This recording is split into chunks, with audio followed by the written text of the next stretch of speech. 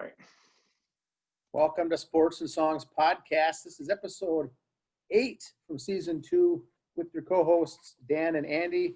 Andy, how are you this Thursday evening? Doing good. Well, How about you? Today's January 14th here. We've got NFL Divisional game football coming up.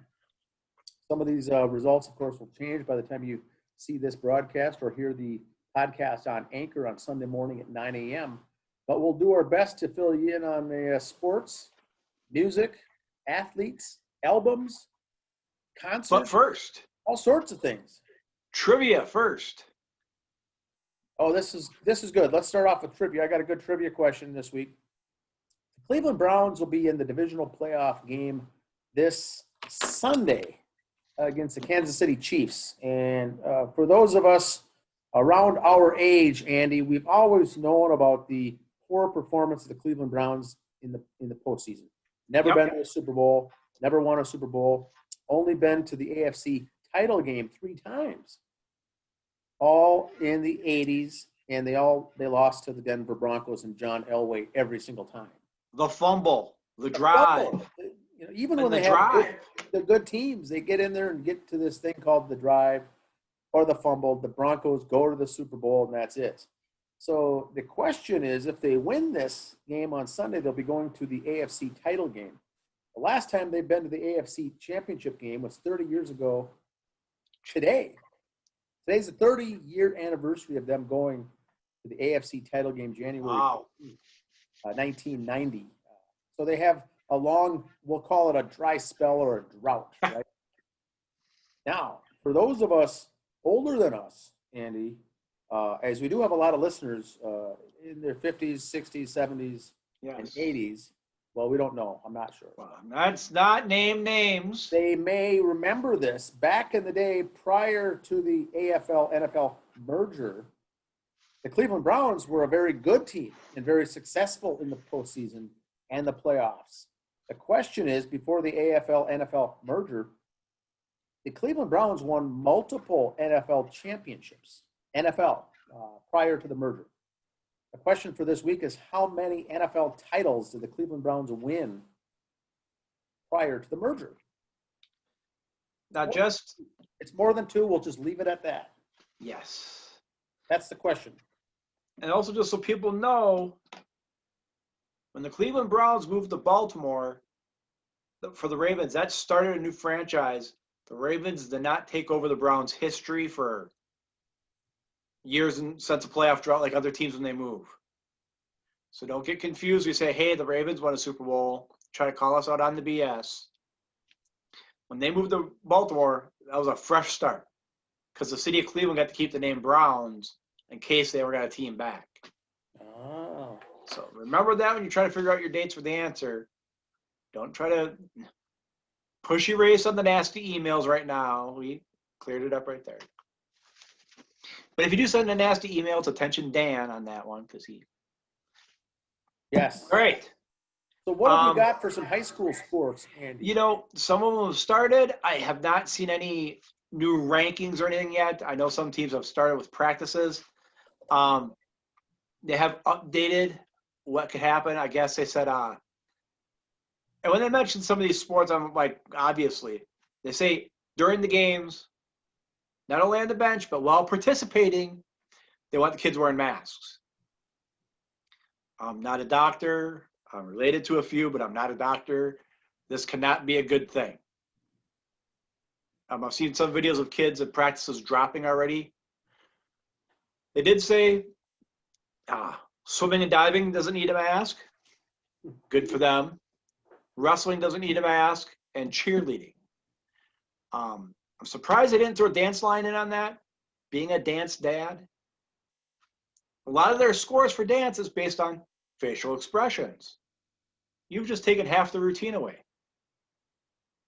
And all that money those parents spend on makeup, trust me, wasted. So I wouldn't be surprised if dance gets a change on that one. They might change some of the rules for things. But hockey, I thought they're kind of basically wearing a shield anyway.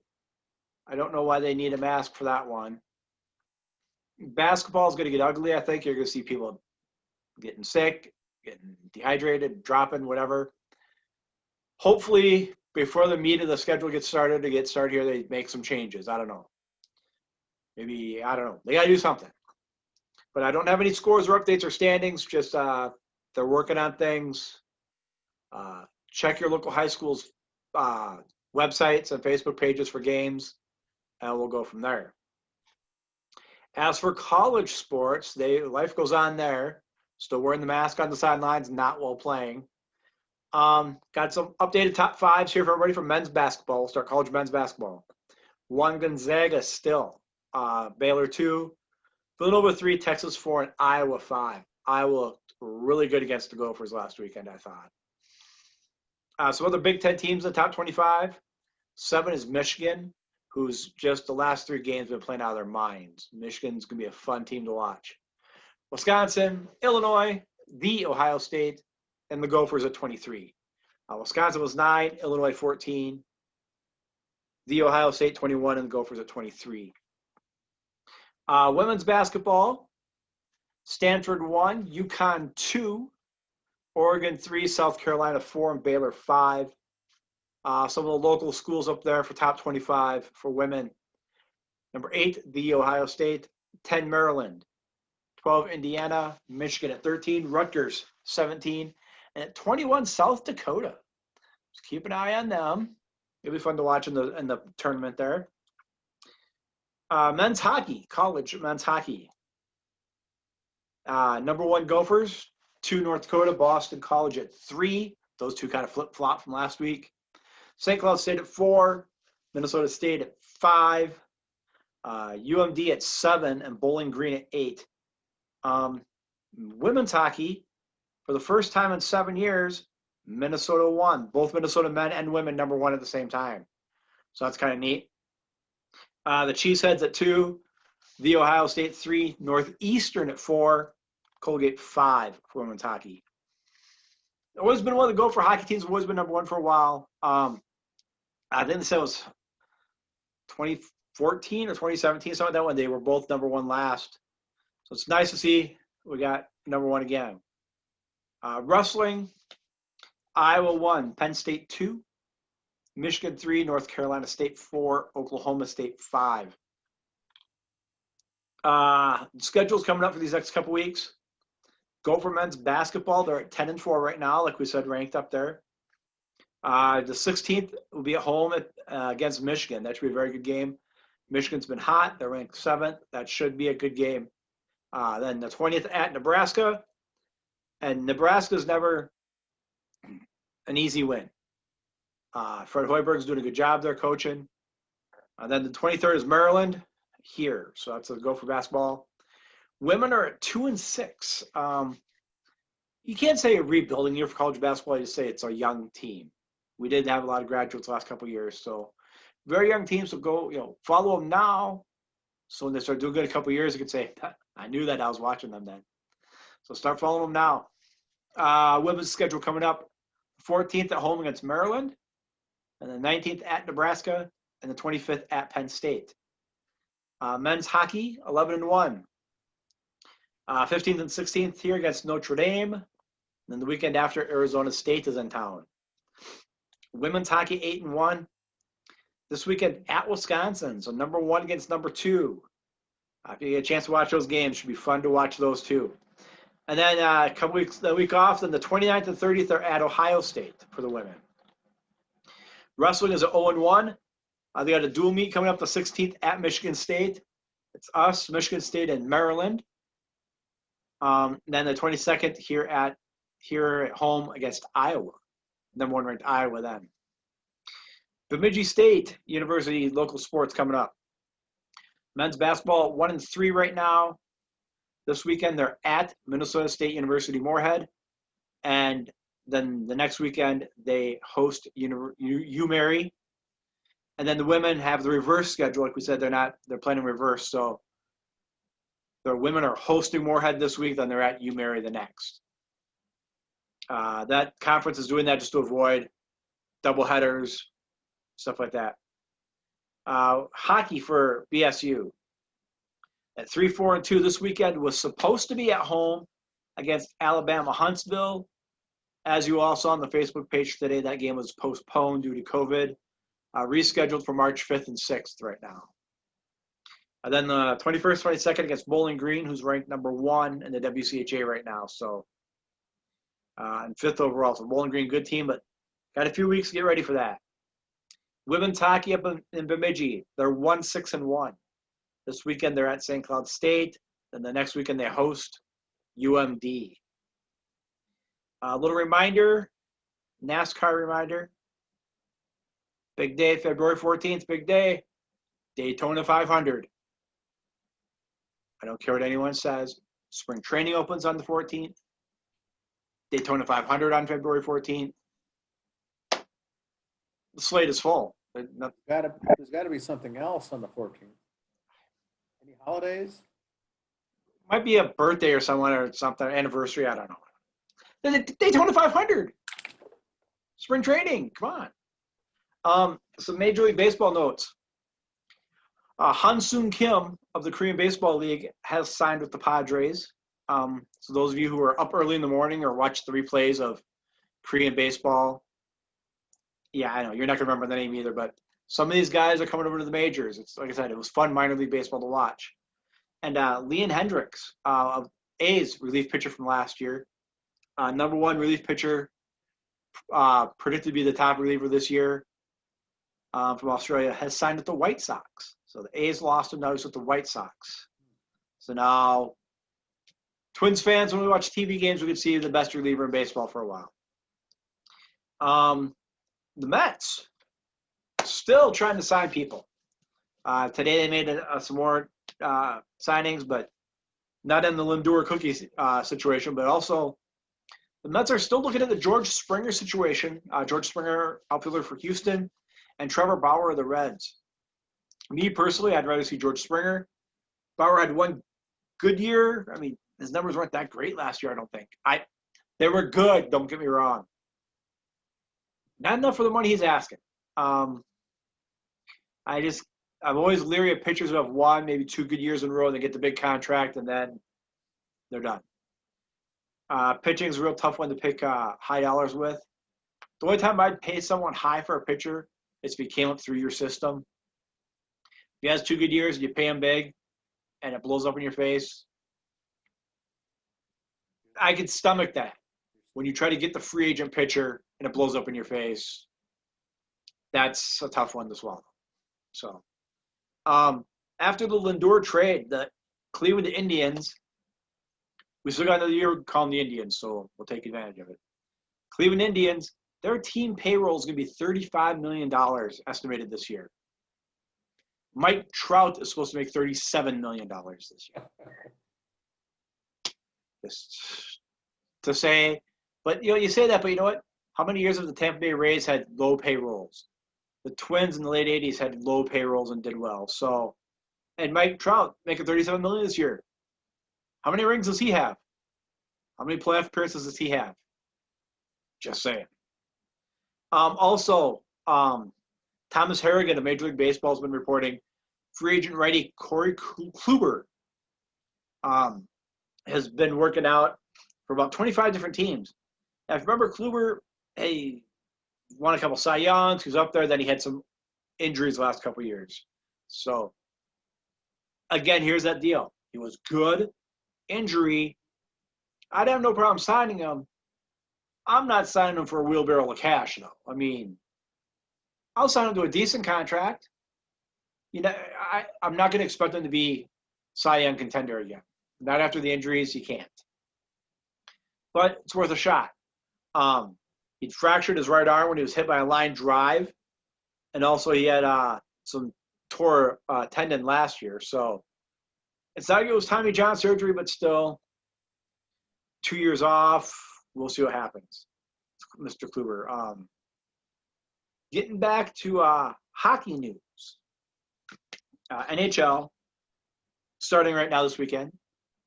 The Minnesota Wild will be playing a lot of West Coast games. We're in the West Division this year. They've always kind of been in the West Division everywhere, but it's going to be really West Coast games. For you Bemidji State alum, or if you happen to be in Bemidji this weekend, And you're talking hockey. A couple names: Brad Hunt of the Wild, former Bemidji State Beaver. Well, one, as their tagline says, once a Beaver, always a Beaver. They'll play against the Las Vegas, who's got Zach Whitecloud, recent BSU grad. So 2 BSU alum, face to face when we watch those games. And them being in the same division, you're going to play each other a lot. So anytime you get to watch Las Vegas and Minnesota play, you got 2 Bemidji State alum playing. So it's nice to see the kids. Now, Bemidji State's not a small school for hockey. It is up with the big boys, but still, I don't know many kids learning to play hockey 5, 6 years old going, Dad, I want to play at BSU one day. They're not the popular team, so you don't see a lot of the names up there. But one day, kids are going to want to play there. They got a good program up there, good things going up there. As we just don't know their records, not maybe this year, but they're still fun to watch. I think all sports, pro and college, these last couple of years, someone has a down year. I hate to say I'm giving them the mulligan on it, but I'm not going to hold it against them either. You know, the only thing I'm afraid of is this is where bad habits start now. Vince Lombardi had a famous quote, winning is contagious. Unfortunately, so is losing. That's what I'm afraid is going to happen with some of these teams, pro or college, for any reason like this. Oh, we're no good. Okay, fine. Feel that way. It's contagious. You're going to do terrible. But don't make excuses going, well, we're no good because of this coronavirus stuff. Don't make excuses. If you're no good, something's wrong. Fix it. Don't make excuses. But that's that. I got a few concerts to mention here coming up.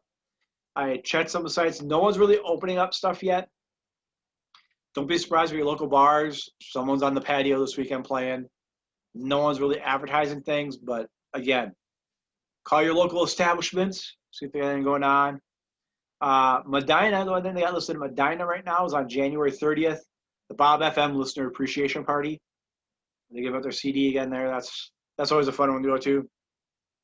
And February 26th, Arena Rocks with opening band Heartless, Heart Tribute Band. And February 27th, Uncle Chuck with the Atomic Playboys opening up. So there's a couple. I didn't go too far out because, again, other bands rescheduling going in. I know we've mentioned other ones. Medina Entertainment Center, check it out. I've been there for some shows. Very good place to go. Roberts, eat at Roberts beforehand. Unpaid plug there. They're not paying. Roberts is a good chow downstairs. You go upstairs and eat and watch the concert. And you know what? Cheap little Medina hotel right there next to it. Stay there, have a few cocktails, enjoy yourself, and walk across the parking lot and call it a night. So good times to be head out there at Medina. That's really all I got. With the football playoffs coming up, we got our picks. We put them online. I didn't watch many of the games. I kind of watched the beginning of the few. Cleveland really impressed me. They played good now, but they were up 28-0. That was an accident. I'm not taking away from Cleveland, but fumble recovery in the end zone, 2 interceptions inside your own. I mean, my goodness, you better be up 28-0 when it's handed to you like that. Not saying Pittsburgh handed them. I'm saying you had 3 golden opportunities right there. How many times have you seen that happen and it's 13-0, not 21-0? So Cleveland capitalized with their head coach at home because he couldn't be there. Other starting linemen are out because of COVID. So the fact they didn't fall apart, that's what impressed me right there. That was where the team, I think, got each other. Yeah, I didn't pick them to win, but you know what? They really proved team to me last week. That's kind of what it's all about. Now, I was very impressed with that part of it. I got to be that coach, Stefanski. First year there, you get your team to the playoffs, and you have to sit at home and watch it. And then they win without you. One other thing we saw today before we came on, congratulations to the latest billionaire in sports, Urban Meyer, I don't have the exact numbers, but he signed with the Jags. Head coach down there. The Cons have signed him. I don't know. Big time coaches in college. Jimmy Johnson's the exception. Good in college, goes good pro. And don't give me Barry Switzer was good in the pros. I could have coached that Cowboys team to the Super Bowl that year. I mean, Jimmy Johnson handed him the keys to the best football team in the world. I could have coached him to the Super Bowl. But so Jimmy Johnson's one of the few that made it. College football, we had our national championship. We were both right. It'd be a blowout. The talk that comes up a lot now because of that, Nick Saban, Coach Bear Bryant. Who's the better one? Because they both got 7 titles. You know what? It's just like saying who's better between MJ and LeBron. You can't compare them. It's different. Bear Bryant had the championships there, so people were going, that's a championship team. I want to go play for a championship.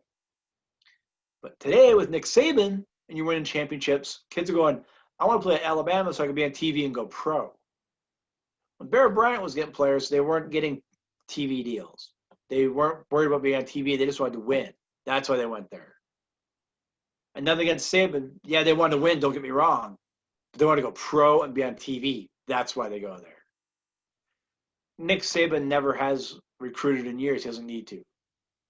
He just has that little fancy A on his hat and whoever he wants, he gets. And Bear Bryant had the same thing. Only Bear Bryant looked better in his hat. But you can't compare. Don't compare coaches from different genres. I mean, decades, lifetimes, you know. You can't compare how they were done. This happened to both be at Alabama. That's where the comparison, that's the similarity ends right there. They're both Alabama. It was different recruiting back then. Yeah, Nick Saban changed his style of play through his course, so kudos to that. But still, you can't compare them who was the better coach because they both had yeah, but we win all the time. Don't you want to come here and get a championship? That was their pitch for both of them. That's, again, the other similarity. The reason I say Bear Bryant was the better coach, if I had to pick one, it's a 55-45. I say Bear Bryant because of the technology. Bear Bryant had that little pocket of people to pick from. He didn't get a lot of tape and take a lot of road trips to Portland or, Pittsburgh to watch kids play. I doubt he went to Texas and Florida that much, to tell you the truth. He just had that little region of people down there to draw from. Oh, yeah, I'm sure he got kids from the West Coast and Upper East Coast. But he'd have to make a lot of road trips to watch. He didn't get a lot of film from there to watch. If he did get film, it was a month old by the time I got there. He didn't push 2 buttons on his computer and watch this afternoon's game from Portland like Nick Saban can. Or Nick Saban's crew can. And again, that was the other thing. Nick Saban had how many guys recruiting for him compared to Bear Bryant had how many guys recruiting for him? Again, big differences there. But still, like I said, I like Bear Bryant better because I guess I'm just old school that way. It's about 60-40, though. It's not a runaway. Just because the technology and the game changed, it's a different game. I give Saban credit for changing his style of coaching from run it down your throat to learning how to pass the ball. Nick Saban's had the guts to, in the middle of a game, put in 2 a couple years ago to come from behind to win. So Saban gets credit for that too. But like I said, Bryant, because of the recruiting, I give him the edge. That's what I got. That's my soapbox there for a little bit. Like I said, just follow your high schools. Hopefully we'll have more stuff to report on them later. But speaking of the Cleveland Browns, as I did earlier, your trivia question, young man. Trivia question. The question is Cleveland has been very horrendous in the postseason since the AFL-NFL merger. But before then, they were very good. The answer to the question is 8. Cleveland Browns have 8 NFL championships, all in the 40s, 50s, and 60s. So they were a perennial team, always very good. and brought home the bacon, brought home titles to the city of Cleveland, but just not since 1964, I think was the last time. So the drought is huge. So we'll see how they do. The games for this Saturday are Rams against Green Bay, and hopefully here Rams can pull it out over the Packers on the Saturday. That's a 3:35 start for the divisional game. And then the Baltimore at Buffalo game is 7:15 start on Saturday. Remember now, winners advance to the title game the following Sunday. On Sunday, this Sunday, Cleveland at KC, the two superstar young quarterbacks facing each other. But the late game, it's going to be Tampa Bay at New Orleans, where the two quarterbacks are over age 40. Breeze against Brady in the late game there. The first game is 2:05 p.m. The late game is 5:40 p.m. on Sunday. And so the winners advance to the AFC and the NFC title games the following week. Those games should be good. And like you mentioned, the breaking news, Urban Meyer, he's going to a Jacksonville team that lost, 15 games this year? Yep. His record, college football win-loss record, is 83-9 or something to that effect? Yeah, that was at Ohio State, 109-23 overall. Overall, okay. So this man is going to a team that's used to losing, and he's used to winning and very rarely losing at all. But they will also get the number one draft pick this season as well. Now, Andy, I've got one college basketball note for UConn women's. Now, I've been pushing try to watch the UConn women's team. They're now ranked second in the nation. They've had a bunch of scheduling conflicts and postponements due to the pandemic, but when you get a chance, watch them. And I can't stress it enough, to see Paige Beckers play. She's the Hopkins grad out of Minnesota here, a true freshman playing and starting. She's currently leading the team in 5 offensive categories as a true freshman. Minutes played, points, 3-point percentage, steals, and one other category. She's leading the team. So she's basically the best player on the number 2 ranked team in the nation.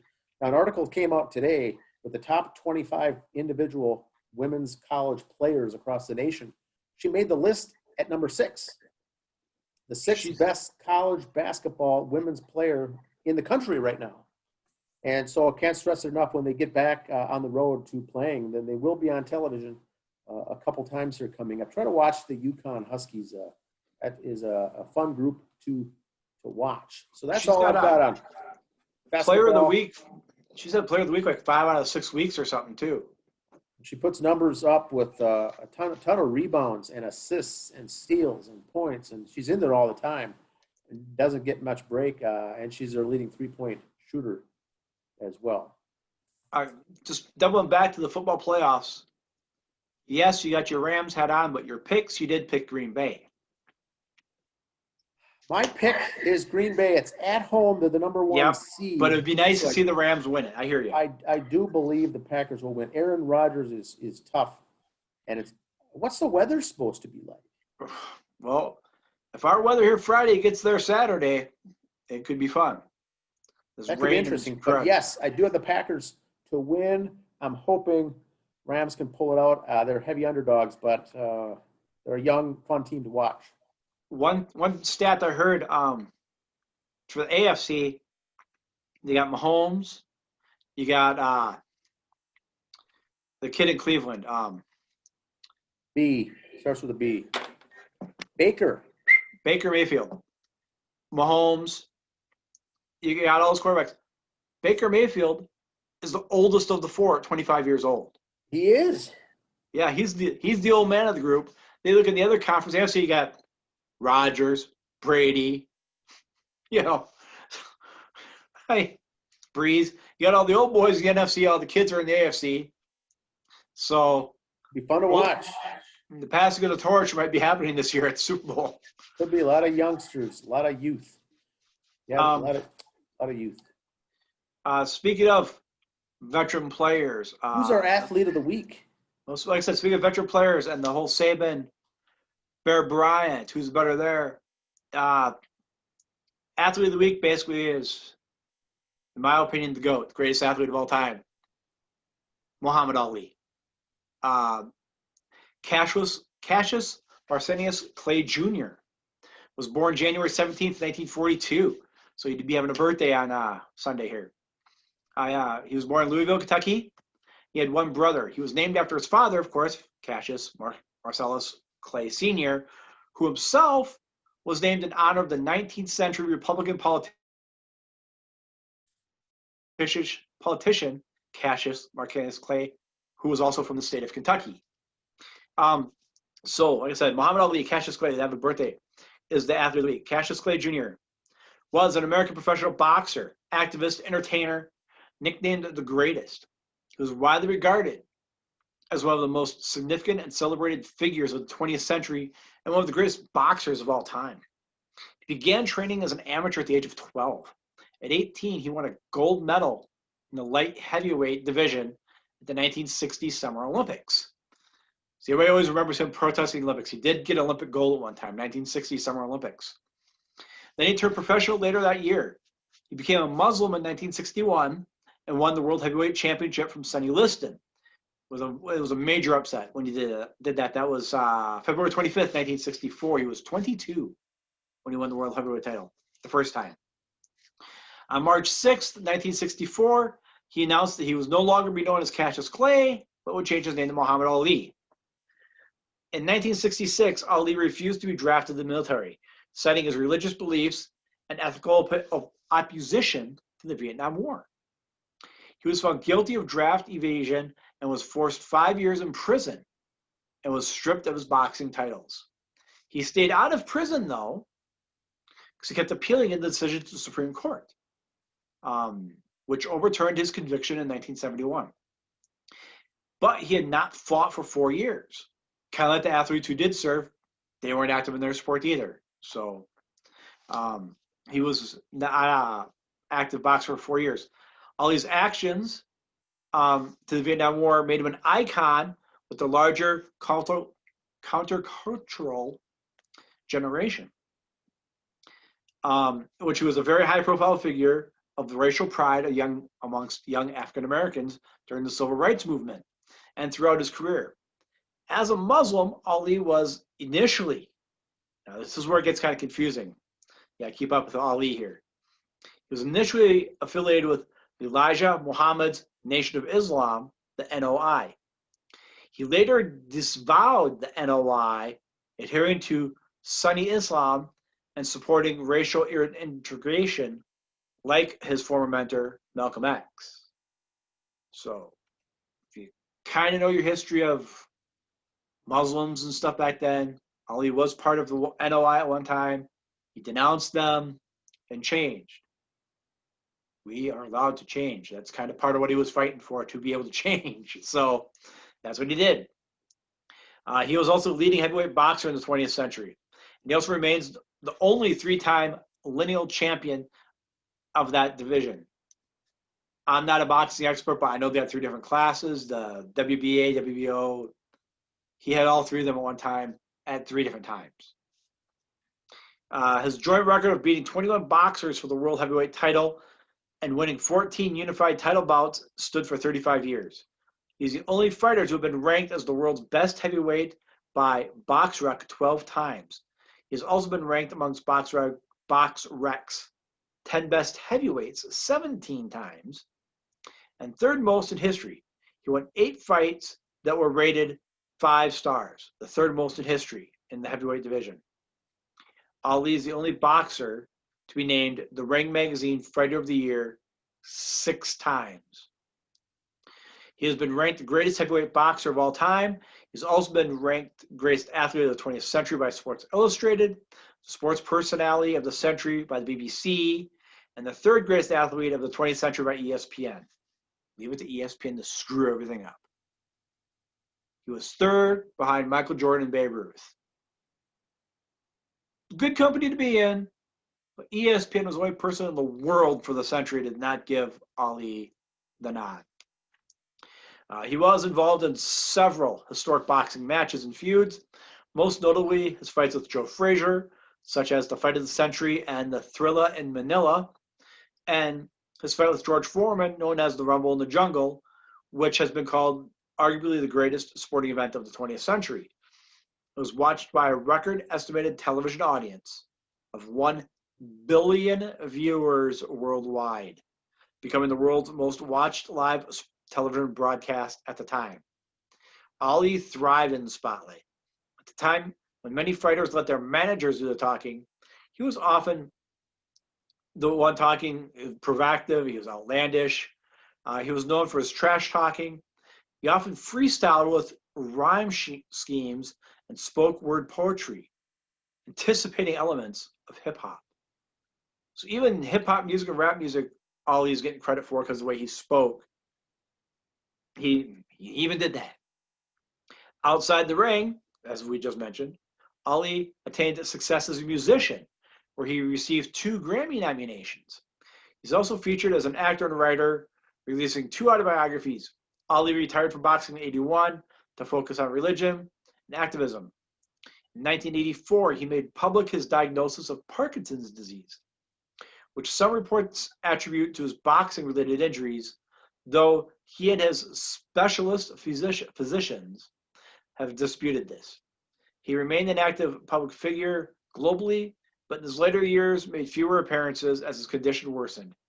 He was cared for by his family. Ali died June 3rd, 2016. Ali had the rope and dope. You kind of see Rocky do it in the Rocky movies, where he just kind of let his opponent get tired, beating him up, and then Ali would just turn it on and pound him. A lot of people say Ali wouldn't have been what he was without Howard Cosell, and Cosell wouldn't have been without Ali. Those two fed off each other. Cosell was the announcer for ABC Sports at the time, and Muhammad Ali being the guy he was. They kind of fed off each other. Straight man, comic, whatever you want to call it, Johnny Carson, Ed McMahon type of relationship.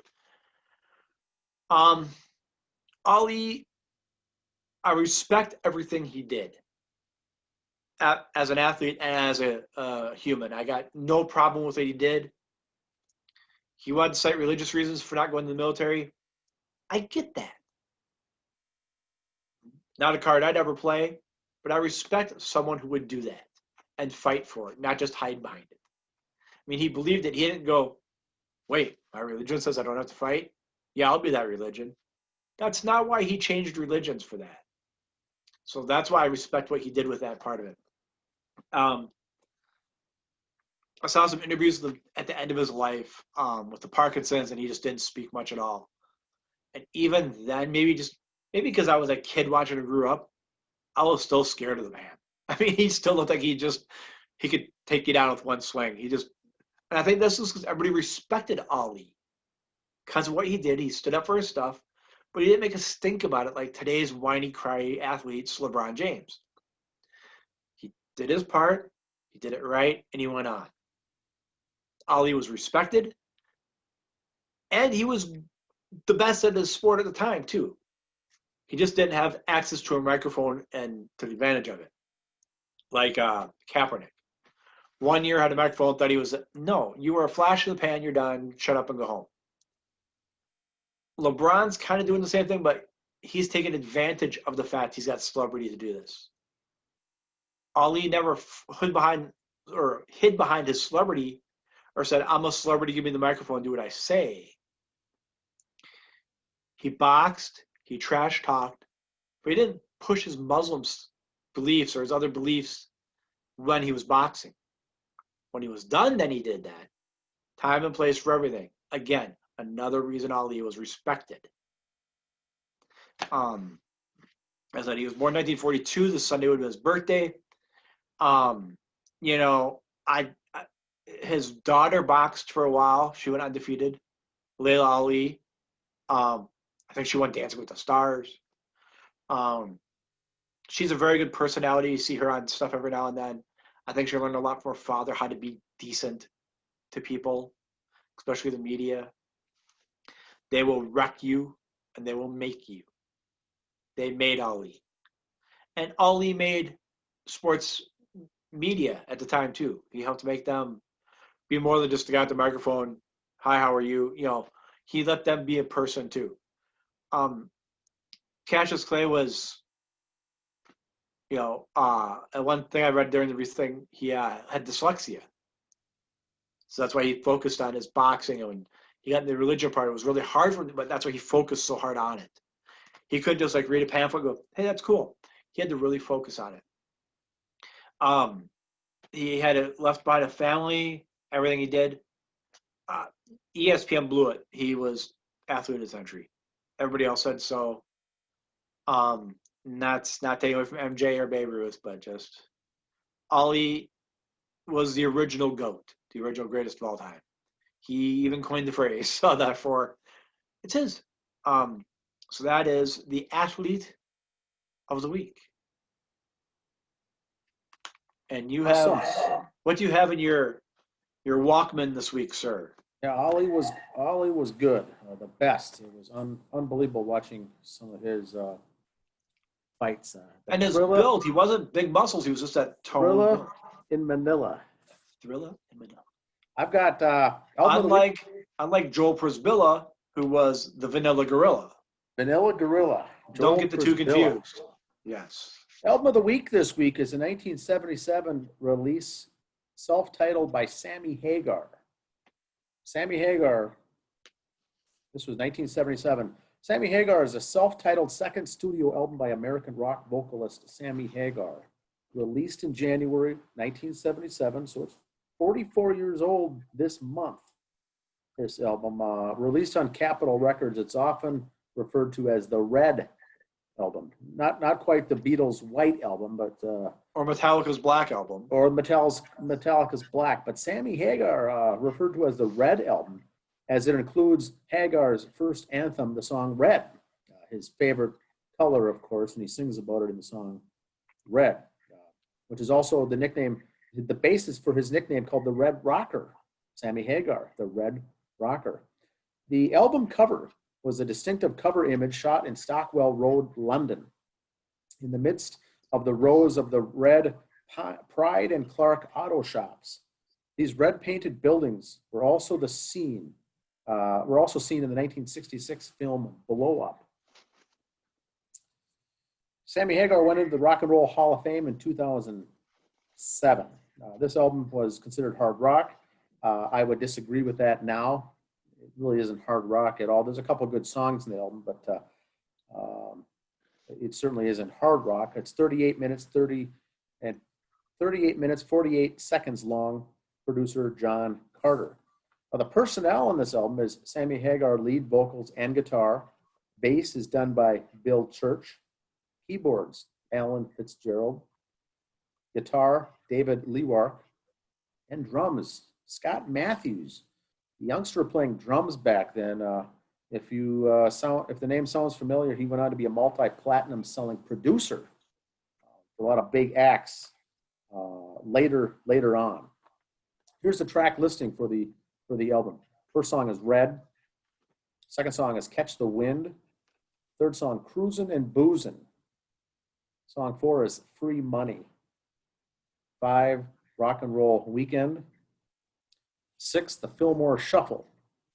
7, Hungry. 8, The Pits. Number 9, Love Has Found Me. And finally, number 10, song is Little Star, followed by the instrumental Eclipse that follows that. Now, the interesting thing with this record is the 10 songs. There's really only, I think, 5 songs on there by Sammy Hagar. There's 4 cover songs, and there's a couple fillers. Cover songs are this. Older listeners in our listening audience may be familiar with some of these songs. The song Catch the Wind is a cover song by Donovan. The second time Sammy Hagar actually covered a song by Donovan, very influential at the time. Song Free Money is a cover song by Patti Smythe. Free Money. Song 6, The Fillmore Shuffle. That's a cover song from the band Pilot. Fillmore Shuffle was basically the lyrics talk about drug addiction in the Fillmore district in San Francisco in the 60s. The Fillmore Shuffle, wind up dead, wind up passed out on the streets in San Francisco in the Fillmore area. They called that the Fillmore Shuffle. The song Hungry was the cover song from the song Hungry from Paul Revere and the Raiders. So Sammy Hagar here. This is only his second really studio album. A bunch of cover songs brought in here because that was more of his background. Filled in this with the personnel with some of these session guys that became really the band, but really it's a Sammy Hagar group. So the album came out 44 years ago this month. His first album came out, his solo album was called 9 on a 10 scale. 9 on a 10 scale. Now, the song Red, I don't know if you'll know this, Andy. Actually, Bette Midler did a cover song of Red in her own collection. She covered Sammy Hagar's song Red. And then she actually released it in 1977 on her album Broken Blossom.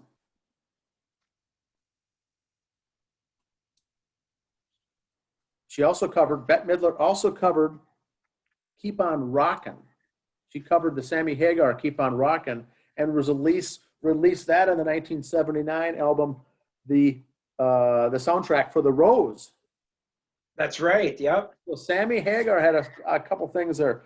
That's really the reason I picked it, Andy, is had a lot of notations on that album. It's not one that I pop in the record player a lot. There's probably a couple of good songs in that whole album, but the cover songs are pretty good, but very noteworthy. Which is kind of the whole circle of life thing. So Sammy Hagar does an album, has a lot of covers on it. Kind of like Van Halen's Diver Down had a lot of covers on it. David Lee Roth liked doing covers. Sammy Hagar replaces David Lee Roth. I see a pattern here. Lot of covers. They had fun doing the cover songs, those guys. And later, he played with the band. I'm not sure what it was called, but he was with Jason Bonham, John Bonham's son, yeah.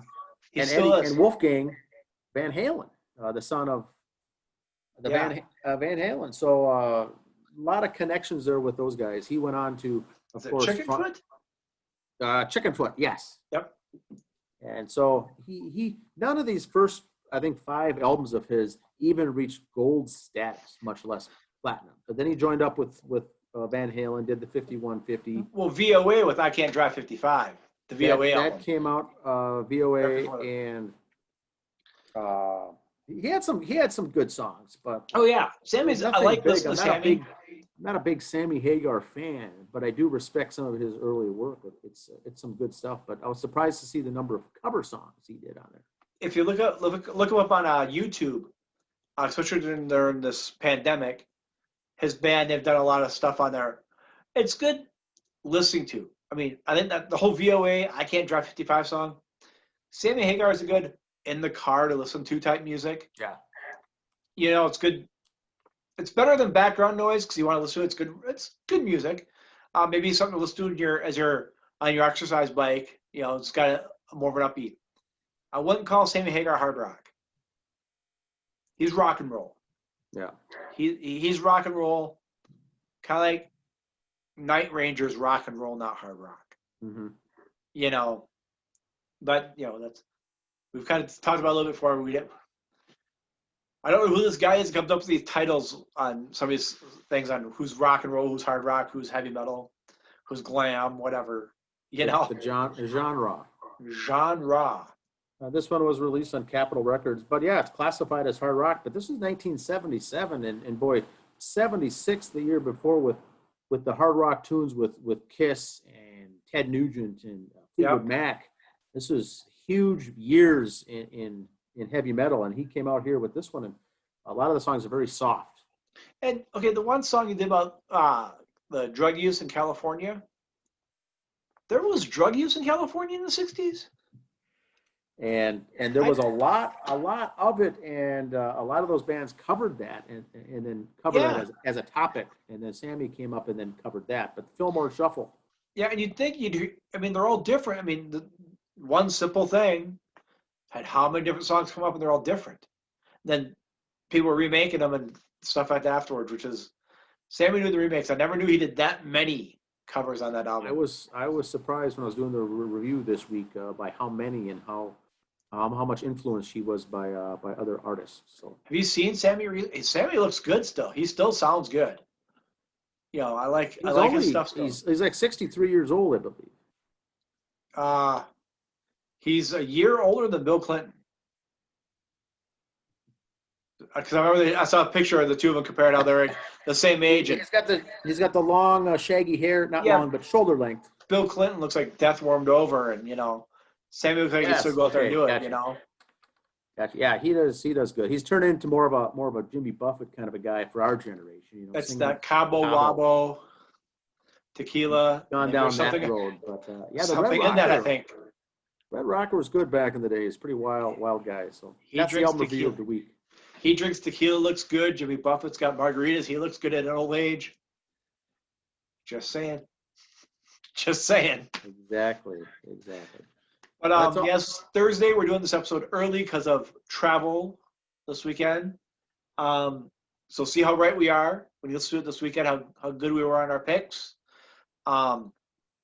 Next week we're back at it with Super Bowl predictions or conference championship predictions, and which will lead to our Super Bowl picks after that. Hopefully we'll probably have the Pro Bowl players will be named by then, I think, as well. So we'll cover that maybe. Yes, they started naming some of the, yes, because Gunner was mentioned for kick returner. Pro Bowl, okay. I mean, that was all. There is no Pro Bowl. They're doing some kind of special, so there's be no game obviously this year. But the networks are still doing some kind of special. We'll have all of them there, and they can all sit and tell each other how great they are and slap each other on the back. But that's all we got. All right. See you next time. Take care. Thanks.